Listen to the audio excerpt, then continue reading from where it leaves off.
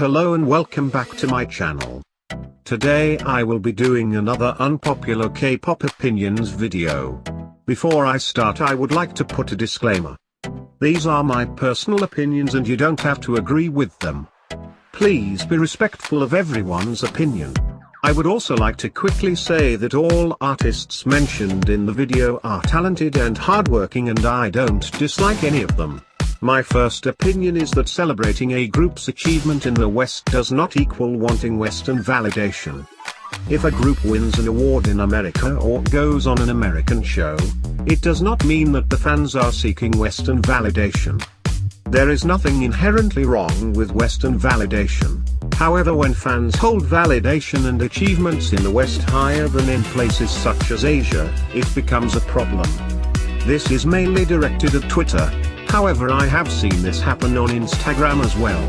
I have seen some toxic armies attack fans of groups such as Monsta X and NCT for celebrating American achievements and say that they are hypocrites and now want Western validation when they apparently looked down on it when BTS succeeded in the West. Some toxic armies then go on to say that American validation has a bigger meaning than Asian validation because it means the artist has to break into the West, and shouldn't be given to just anyone. This situation has multiple things wrong with it. It perpetuates the idea that the West is more important than Asia. There is nothing wrong with celebrating the feat of breaking into the Western market. However, diminishing the Asian market to uplift the Western market is wrong. It also gives the impression that only one K-pop group can be successful in the West, which is offensive. A lot of these ideas come from deep-rooted westernization and xenophobia, which is shadowed by the fact that the topic is not as serious. However, it holds many implications. Western validation is not bad, but diminishing achievements in Asia in order to celebrate Western validation is. My next opinion is that Psycho is the best release of the year. A lot of people said that Red Velvet would never be able to top Red Flavor and Bad Boy, but they just did with Psycho. Not only did Psycho attract the majority of K-pop stans, it also broke a lot of records. With Psycho, Red Velvet became the only girl group to hit #1 on the US iTunes 3 consecutive times. At the time of making this video, Psycho has 61 real-time all kills and 36 certified all kills. They are also the only girl group to get a real-time all kill this year. The song is doing extremely well in Korea without any promotions. Not only is the song really successful, it is also amazing musically. It combines the Red and Velvet sides together really well and showcases the best of Red Velvet. A lot of people doubted the girls because they didn't like Simsalabim and Dumper, but they proved themselves with Psycho. My next opinion is that boy group stans who token stan girl groups need to stop. The most recent examples of this are boy group stans stanning Mamamoo and Twice. There is no issue if a boy group stans a girl group. However, a large amount on stan when girl groups do a mature concept and use the girl group to hate on other girl groups. A lot of stans used Mamamoo's more mature concepts to belittle cute concepts, even though they are both empowering in their own way. Another example of token standing is when stans will only talk about female idols in relation to their favorite male idols, which diminishes the female idol's hard work. It is 2019, and people should stop pitting women against each other.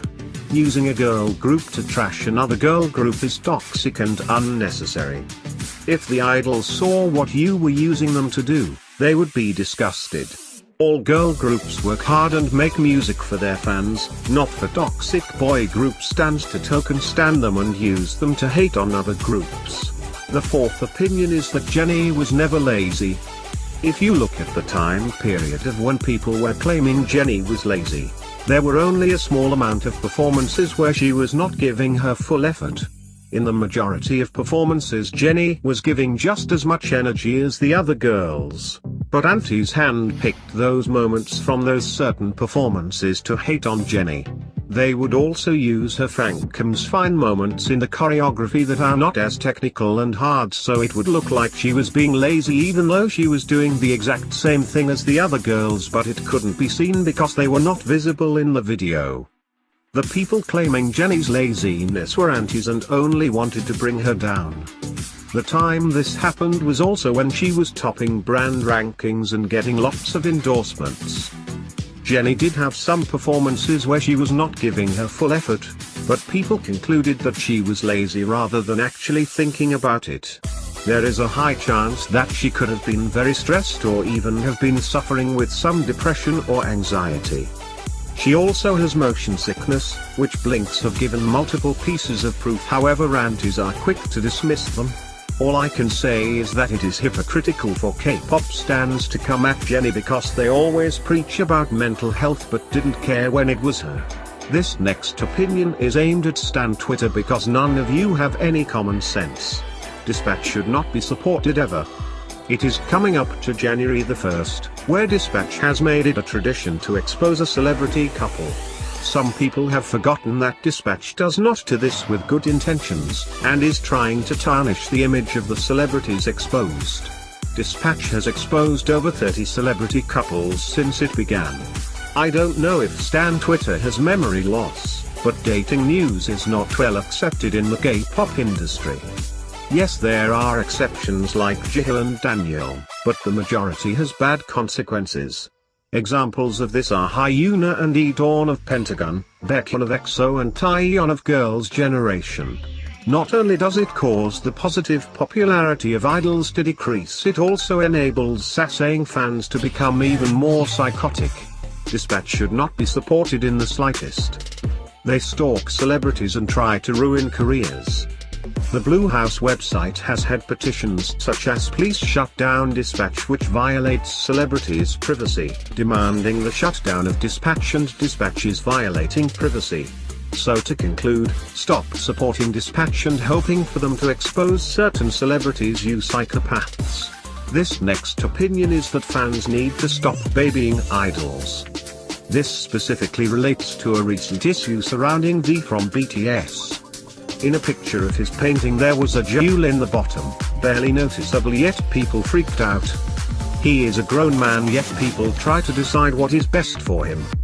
This issue resurfaced when another member posted a video of him and his jewel was next to him. Army Twitter blew up and there were a lot of tweets saying he was irresponsible and ruining his voice. I think fans need to realize that they don't own idols and idols are free to make their own decisions and to what they want. This issue not only applies to V though, because some armies also attack Jimin for being friends with Taemin who vapes. Idols are not your children and they do not need your permission to do anything. The last opinion is the most controversial one I have, and it is that some K-pop fans are only in it for the ships and to fetishize Asians, and it is disgusting. This applies to not only Twitter stans but also YouTube and Instagram. There are so many accounts on Twitter that are rated 18+ and use idols to satisfy their fantasies. The objectification of K-pop idols is not uncommon, which is disturbing. You should stan an artist for their music and personality. If an idol is attractive, then that is a bonus. However, they should not be saint and just to satisfy some fetish. Not only is there an Asian fetish issue, there is also a gay fetish issue. Many fans ship same-sex idols together to fulfill their fetish.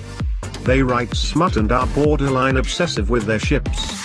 Some large ship accounts on Twitter have even stated that they are homophobic and don't support the LGBTQ+ community but think their faves look cute together. This is not only extremely harmful but also creepy and disgusting. They are all my K-pop opinions for now.